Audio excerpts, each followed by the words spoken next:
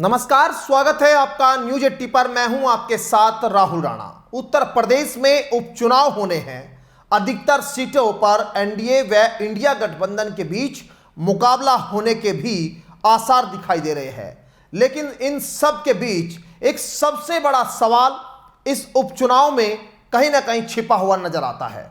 वो सवाल है, दलितों का सबसे बड़ा नेता कौन होगा? क्या मायावती को आज भी दलित समाज पहले की तरह मानता है या फिर चंद्रशेखर आजाद ने राजनीति में आकर मायावती की लाइमलाइट छीन ली है? वैसे तो इन उपचुनाव में 10 सीटों पर मिलने वाली जीत को 2027 विधानसभा चुनाव के सेमीफाइनल के तौर पर भी देखा जा रहा है। लेकिन इन सब के बीच चुनाव मायावती के सामने चंद्रशेखर आजाद के कद को भी तय करने वाला चुनाव देखा जा रहा है। अभी भले ही यूपी में उपचुनाव की तारीखों का ऐलान नहीं हुआ हो, लेकिन बसपा व चंद्रशेखर की आसपा पार्टी ने कई सीटों पर प्रत्याशी उतारकर चुनावी सरगर्मी बढ़ा दी है।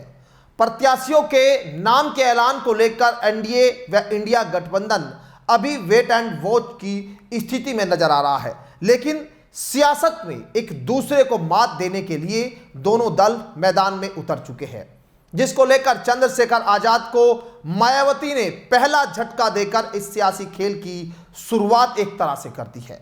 क्योंकि मायावती ने रविवार को जिन प्रत्याशियों के नाम की घोषणा की है, उनमें एक नेता चंद्रशेखर आजाद की पार्टी का भी शामिल है, जिसको मायावती ने टिकट देकर इस सियासी लड़ाई का आगाज कर दिया है।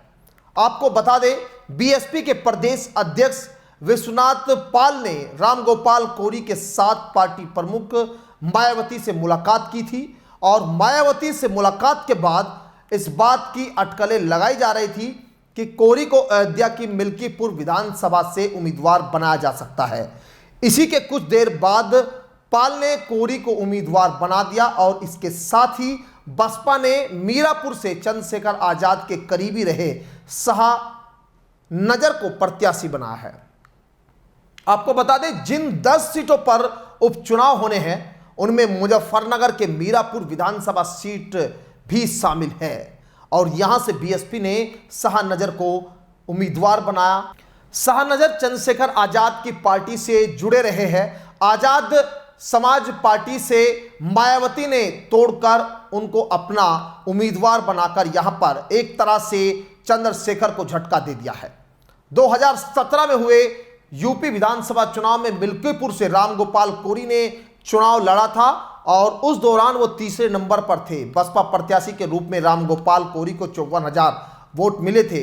बसपा ने अभी तक 2 सीटों पर अपना उम्मीदवार के नाम यहां घोषित किए हैं। ये सभी जो सीटें हैं, लोकसभा चुनाव में विधायकों के सांसद चुने जाने के बाद 9 सीटें खाली हुई थी और 10 सीटों में से 5 सीटों पर सपा के विधायक थे, जबकि 3 पर बीजेपी और एक सीट पर राष्ट्रीय लोकदल और निषाद पार्टी के विधायक थे। वहीं आजाद समाज पार्टी के नेता चंद्रशेखर आजाद ने भी अपने 3 प्रत्याशियों के नाम यहां घोषित कर दिए। ऐसे में एक तरफ चुनाव सीट जीतने के लिए होगा और दूसरी तरफ इस बार मायावती व चंद्रशेखर के बीच वर्चस्व को लेकर यहां जंग सियासी दिखाई देगी।